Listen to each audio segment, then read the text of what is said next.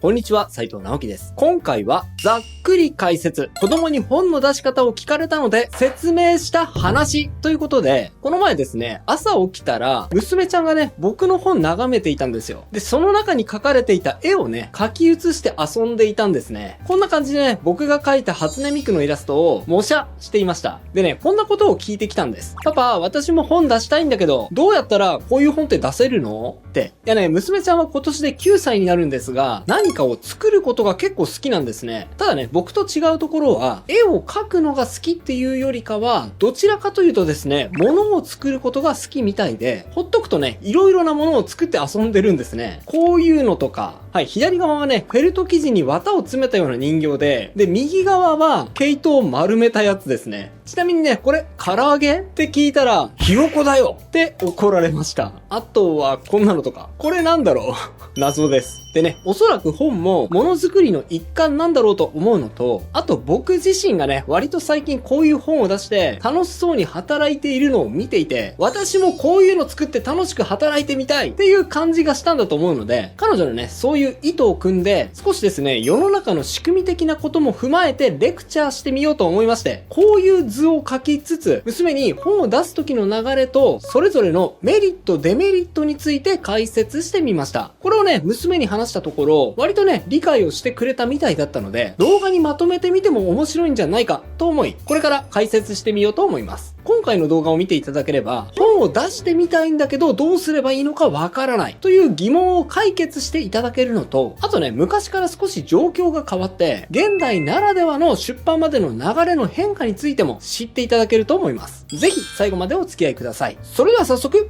行ってみましょう。本を出すための2つの方法。自費出版ルート。はい。まずは基本的なことから。本を出すには大きく分けて2通りのやり方があります。1、自費出版。2、出版。です。自費出版は自分で費用を出して出版すること。いわゆるね、同人誌もここに含まれます。同人誌と自費出版の違いについては、調べたところね、明確な定義の違いはないみたいなんですが、個人的には書店に流通させるのを自費出版、書店には流通させないのを同人誌と呼び分けているような感じがします。自費出版は本のデータができたら、自分で印刷所にデータを持ち込み、本のね、中身の紙をどの紙にするのか、表紙の紙はどれにするのか、カバーは付けるのか、それを何冊するのかを決めて、印刷の依頼を行います。同人誌だとね、特に打ち合わせはしないで、ウェブ上だけで、紙選びからデータの受け渡しまで完結するような印刷所も多いですね。費用は物によって全然違いますが、B4 サイズのフルカラー24ページ、いわゆる同人誌を100部する場合には、だいたい4万円から5万円ほどかかると思います。ちなみにですね、こちらの本も、最初僕が個人的に刷った今の説明によると同人誌に当たるものです。ほら、バーコードがついてませんよね。こちらはですね、総ページ数240ページで、初版がですね、5000部刷ったので、印刷費として約150万円ほどかかっております。どんな仕様にするのか。で、ここにかかる費用はすごくね、差が生まれてきますね。ちなみに書店に流通させるには、書籍に商品管理用のバーコードを付ける必要があります。本のね、裏表紙にある、これですね。これはですね、ISBN コードって言うんですけど、これを取得するには 1. 点約8000円ほど費用がかかります。このようにですね、自費出版をするには、基本的に印刷代がかかります。もっと言うとね、本のデータ作りの段階まで遡るなら、文字組みや想定など、デザインを外注する場合の外注費も、ここに乗っかってくることになりますね。自費出版は出だしで結構お金がかかると思っておいてください。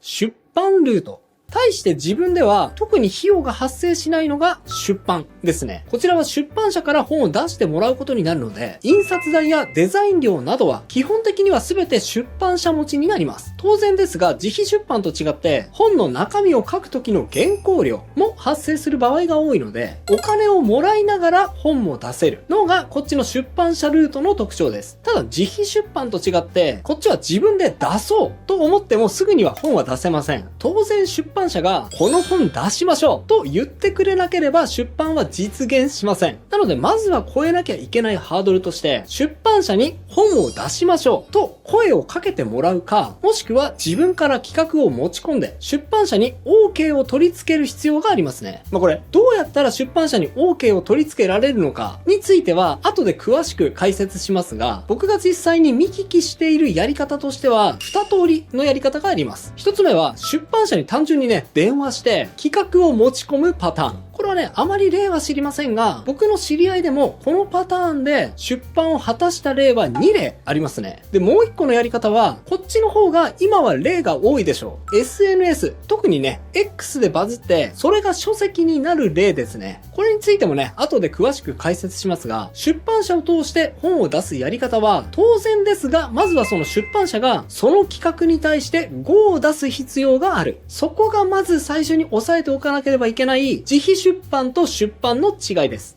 どっちが得なの？でね、ここでお金の問題。どっちが得なの？っていう切り口で、両方の出版の仕方を比べてみようと思うんですが、結論から先に言うと、成功した時の金額で同じだけの部数を売り上げた場合、自分に大きなリターンが返ってくるのは、間違いなく自費出版の方です。出版の際の印刷代や輸送料、倉庫代など、もろもろね、費用は大きくかかりますが、売上のほとんどが自分のものになるからですね。自費出版をする場合、今だとね、ほとんどのケースが Amazon で売ることになると思いますが、仮にですね、配送センターに在庫を預けて、商品の配送までを Amazon に委託する場合には、手数料が 40% 取られるんですが、残り 60% は自分のものになります。それでも 40% も取られるの？嫌だっていう人は、ピクシブが運営しているブースを使いましょう。ブースは手数料 5.6% プラス22円で在庫を預けることも商品の発送までも任せることができます。なのでブースで本を売るとほぼ 94% が自分の収入になるってわけです。仮に1000円の本を1000冊売れた場合、売上100万円のうち92万2000円が自分の取り分になる計算ですね。ちなみにね、Amazon の場合には手数料 40% なので60万円が自分の取り分になります。はい。じゃあなんで手数料が多い Amazon の方を選ぶ人が多いのかっていうと、単純にね、Amazon を利用している人が多いからですね。商品を買う時の一番のハードルって、まずはそのサイトにクレジットカード情報を登録するところだと思います。あまり使ったことがないサイトにね、クレカの情報を登録するのって結構不安ですから、ほとんどの人がいつも利用している Amazon で本を売れることは、それだけでもかなりのアドバンテージになり得ます。なので、他のサイトと比べても割高な手数料を払ってでも Amazon で本を売ろうと判断する人は多いということですね。対して出版の方はというとですね、リターンの割合としては当然自費出版よりも低くなります。作家は売上の一部を印税という形で支払いを受けることになりますが、多少前後しますが、作家に入ってくる印税は売上のだいたい 10% ほどです。例えばね、さっきの例で計算すると、1000円の本を1000冊売ったとしたら、作家に入るお金は100万円の 10%、つまり10万円ということになりますね。ブースで同じだけ売った時は92万2000円でしたから、これだけ比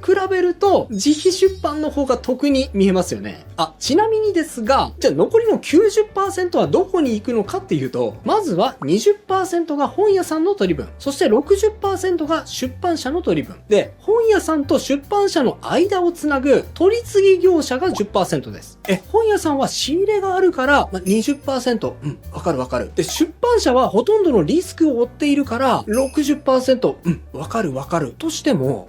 取り次ぎ業者ってこれ、何者？なんで 10% も取ってんの？って不思議に思う人もいるかもしれません。ちょっとね、本筋からは外れますが、一応取り次ぎ業者についての簡単な説明をすると、取り次ぎの役割として、委託配本というものがあります。委託されて本を配るっていうことですが、本ってね、基本的に書店さんから注文があって、初めて本屋さんに配送されますよね。つまりこれだと、本屋さんが知らない本は、その本屋に置けないわけです。でもそうすると、置いたら売れるのに、本屋さんが知らないっていう理由だけで、置けない本っていうのがたくさん生まれてしまいますよね。それじゃあ機械の損失になってしまうので、この本をこのぐらい置けばきっと売れるよという本を過去のデータから割り出して、ここの本屋にはこのぐらい。で、ここの本屋にはこのぐらい。この本屋にはこのぐらい。この本屋にはこのぐらいってね、委託を受けて配本を取り仕切る役割。それが取り次ぎ業者の役割の一つです。そしてもう一つ、本屋さんにとっても出版社にとってもメリットなのが、そうして配本される本を一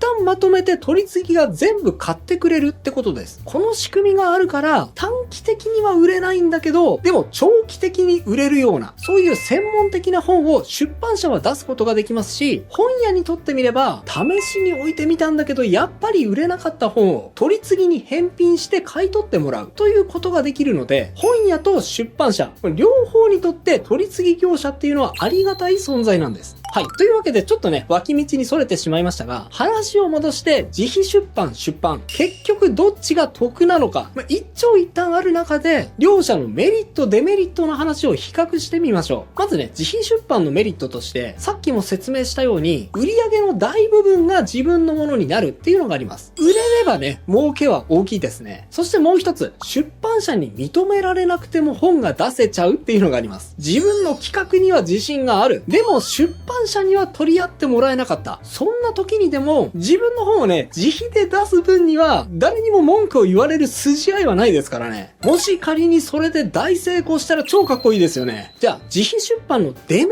トは何かっていうと、一言で言えば全てのリスクを自分で背負うことになるっていうことです。本を印刷するにもお金がかかりますし、その本を多くの人にアピールすること、マーケティングも自分一人でやらなければいけません。そしてそもそも本を出しただけじゃ誰にも知ってもらえないので、知ってもらえる工夫をしなければそもそも売れないっていうのが一番大きいです。それと当然ですが、本を書くときにも出版社から原稿料が入るわけではないので、そこも当然無償労働ですね。これをね、デメリットとして捉えてしまったら、そもそも作家にはなれませんが、一応デメリットといえばデメリットでしょう。対して出版社から出す時のメリットはまずはこれ。作家にしてみたら、ただで本を出すことができるってことでしょう。はい。その上、自費出版よりも多くの本を流通させることができるっていうのもあると思います。売上のね、パーセンテージだけに着目したら、確かに出版社から本を出すと、作家にしてみれば 10% しか売上はもらえません。でもじゃあなんで出版社から本を出すのかっていうと、一つは発行してもらえる部数が桁違いな場合があるからです。個人出版でたくさんの部数を出すのって、これはね、結構な勇気がいります。僕のこの本はですね、初版で5000部すりましたが、個人にとってはね、これってかなりのプレッシャーがありました。印刷代がまず150万円かかりますしね。で、売れなかった時の在庫管理まで含めると、もうね、売れなかったらどうしようって、すごく恐怖ですよね。でも出版社を通して本を出した場合、公表されているところで言うと、例えば、この本ですね。このうまく書くの禁止っていう本は、累計発行部数7万部を超えてますから、それだけ考えても全然規模感が違うんですね。そして当然、本の売り上げは本屋さん、出版社取り次ぎ、それに関わる人全員に関わってくる一大事ですから、みんなが一生懸命本を売ってくれようとします。自費出版はね、基本自分一人がそれをやらなければいけませんので、その違いが一番のメリットということができると思います。あとは何と言ってもこれ、出版社から本を出版すると信用がつくっていうのが大きいでしょう。やっぱりね、本屋さんに自分の本を置いてもらえるっていうのは、なんだかんだ言って信用されます。僕の親戚もですね、本を出すまでは僕のことを、ただ絵を描いてダラダラ過ごしてるやつ、みたいなね、見方だったように思うんですが、本屋さんに本が置かれるようになった時から、あら、意外とちゃんとしてる人なのね、みたいな感じで、態度がね、変わったような感じがしました。じゃあ一方、出版社から本を出すデメリットは何かというと、これもね、単純に自費出版のメリットの裏返しになりますが、出版社に認められないと本が出せない。それゆえに最初のハードルが高いっていうことはあるでしょう。そしてさっきも説明した通り、自分の取り分はね、売上の 10% ですから、もし仮に自分一人でマーケティングまでバリバリこなせちゃう、そういう人にとってはね、この割合はちょっと納得できないのかもしれません。今っぽい出版の仕方。はい。ここまでは自費出版と出版。大体としてはこういうメリット、デメリットあるよね。そういう基礎知識についてお伝えしてきました。で、ここからはですね、今お伝えしたそれぞれのデメリットを覆せるような方法も現在では生まれてきています。そのやり方についてね、ちょっと解説を加えていきます。例えばね、自費出版は最初に印刷代がかかるって言いましたが、そこを0円に抑えてリスクをほぼゼロにするやり方もあるんですね。それについても紹介しておきます。電子書籍版だけの自費出版にチャレンジしよう。はい。さっき紹介したように、物として本を売り出そうと思ったら、印刷代がかかってしまいますが、印刷はせずに電子書籍としてのみ本を出す分には全く費用はかかりません。Amazon が提供している電子書籍サービス、Kindle から本を出す場合には、販売の仕方によっては、売上の